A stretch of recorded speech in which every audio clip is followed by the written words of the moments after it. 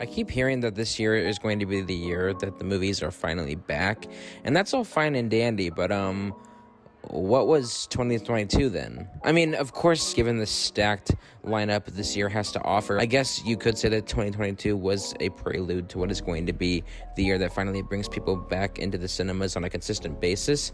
But I can't help but feeling as though we're kind of discrediting what was an amazing year full of diverse cinema from start to finish. 2022 brought us stories that honestly I'll truly never forget, ranging across a multitude of different subjects, from a simple character study to a bombastic multiversal family drama. And you know what? I bet in 20 to 30 years from now, when we look back on the COVID pandemic and its effect that it had on the film industry, many are going to say that 2023 was the year that everything went back to normal. But to me, I think that year will always be 2022. So without further ado, here are my top 10 films of 2022. First and foremost, I have some honorable mentions. Prior to writing this video, I had a list of 20 movies, 10 of course in the top 10 and 10 honorable mentions. But top 20 doesn't look as good as a top 10 in a YouTube search bar, so here they are very, very quickly. Turning Red, The Outfit, The Menu, Men, X, The Whale, Bodies, Bodies, Bodies, Triangle of Sadness, Till, and Bones and All. Piss anyone off yet? Good, because it's not even my top 10, and don't expect to see Avatar anywhere.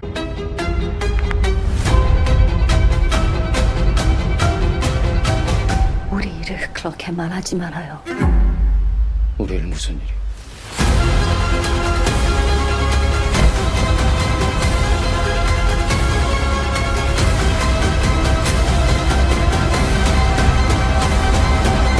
내가 그렇게 만만합니까? 내가 그렇게 나쁩니까? Decision to Leave was a film that I'd been dying to see, no pun intended, since Cannes, and I didn't get to see it till fucking December. Seeing Park Chan-wook's thoughts on love being told through such an interesting and conflicting relationship is captivating enough. That's his particular style of direction, which leans more playful and silly, is what really kind of took me with this film. And if you have a subscription to Mubi, I highly recommend checking this one out. Can't be waiting around for any more of this madness. Let's just call it quits. We won't call it quits. We'll call it the start. So if you watch my channel, you know that my favorite aspect of filmmaking is the writing process. If I were to ever make movies, I would want to write them. And thankfully, 2022 was chock full of terrifically written films. One of which was, of course, Martin McDonagh's The Banshees of Inisherin. Between Tarantino and McDonagh, I honestly couldn't tell you who writes the better dialogue. The story of the sudden end of a friendship between two men in their late 50s, set in the early 1920s on an isolated island in Ireland, isn't necessarily the most interesting sounding plot, but McDonagh makes it work. Settle down with a nice cup of hot tea, because this is easily one of the most comfy watches on the list, and that's not a bad thing. What's a bad miracle?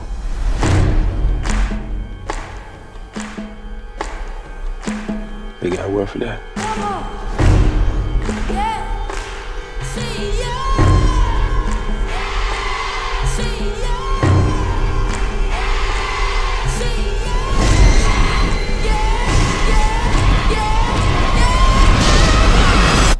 Yeah, nah.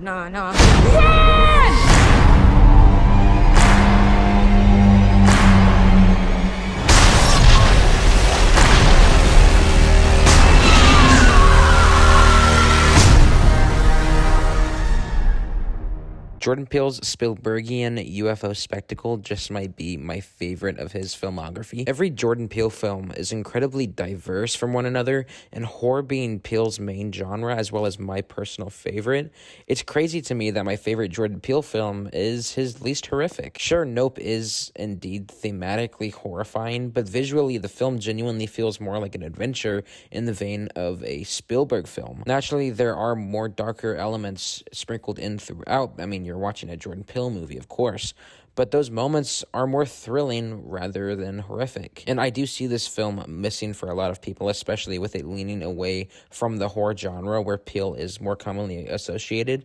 But did that stop me from enjoying it? Nope. Save your mother. I will save you, mother. I will kill you if you let me.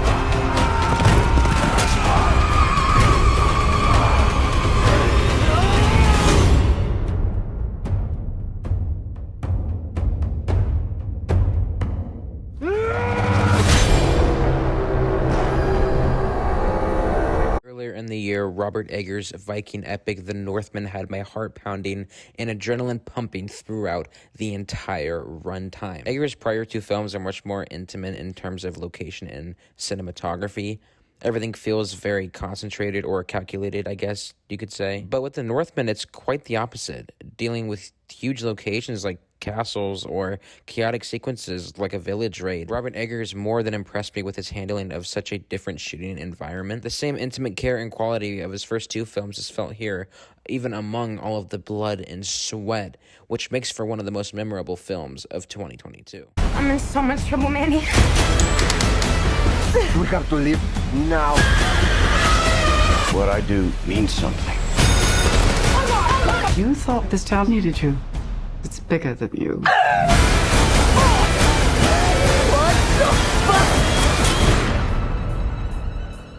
It's the most magical place in the world.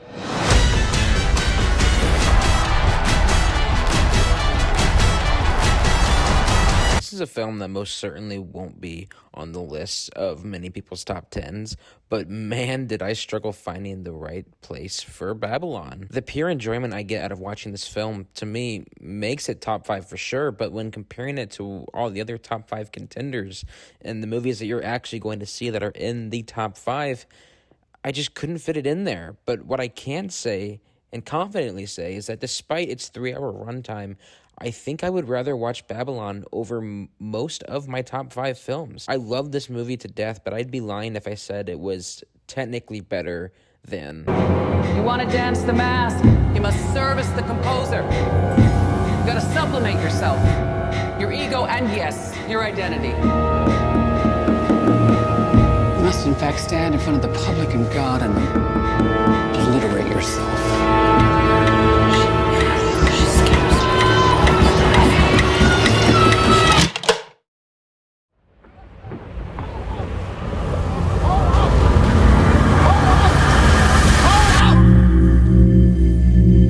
Sort of in the vein of Banshees of Inisherin, Tar's plot isn't something that most people would consider interesting, but Todd Field manages to draw in the viewer by creating the most deeply complex character of the year in Lydia Tar. Coming from a background in music, I was already sold on the premise of following a symphonic conductor as she attempts to record Mahler's Fifth, but Todd Field's strong characterization of Lydia is what makes watching her fall from grace even more interesting. This isn't a person that we're rooting for by any means, but it's hard to deny that she's just so fascinating to watch.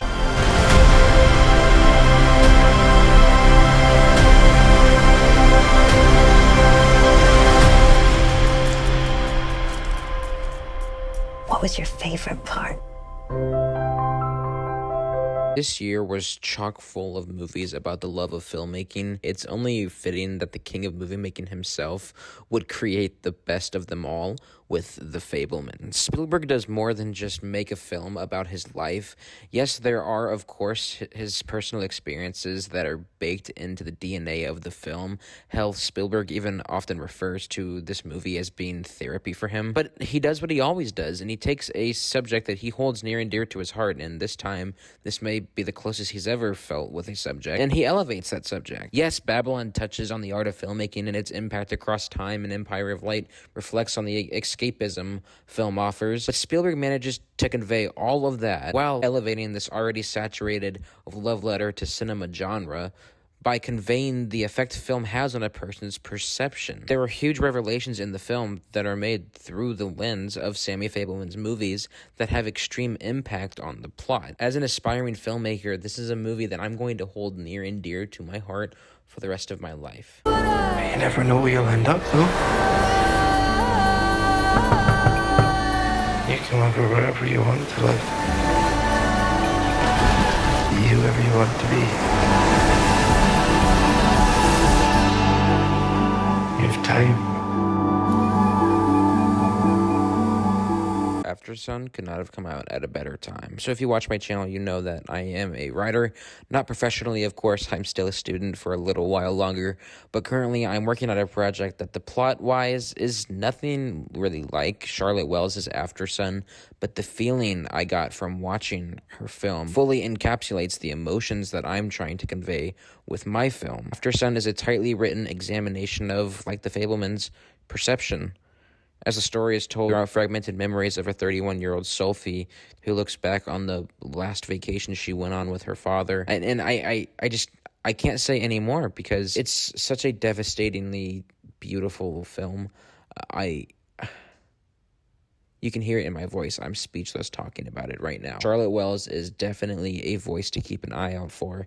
And other than The Fabelmans, this film has the best final shot out of any other movie this year.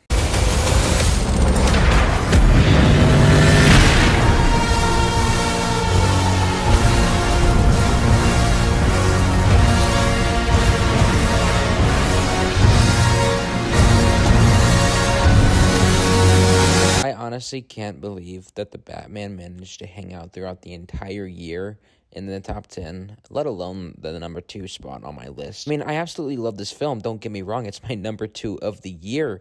But man, when compared to a lot of the other movies being released in 2022, there is more than a lot of potential to actually dethrone this film from this spot. But here we are. This is easily my favorite incarnation of the Bat. And I think for all the people that weren't big on Pattinson's portrayal, just give it another movie and I think you'll start to come around. This particular Batman hasn't been around long enough to have developed the distinct differences between Bruce and the Bat. That's the whole arc of the film. And now that Bruce is fighting for justice and not vengeance, going forward, I do think we are going to keep the darker tone. I think that that's something that Matt Reeves just wants to keep consistent with all of his films. But I do think that darkness is going to be contrasted more often now that Bruce sees the city as more than just a criminal wasteland.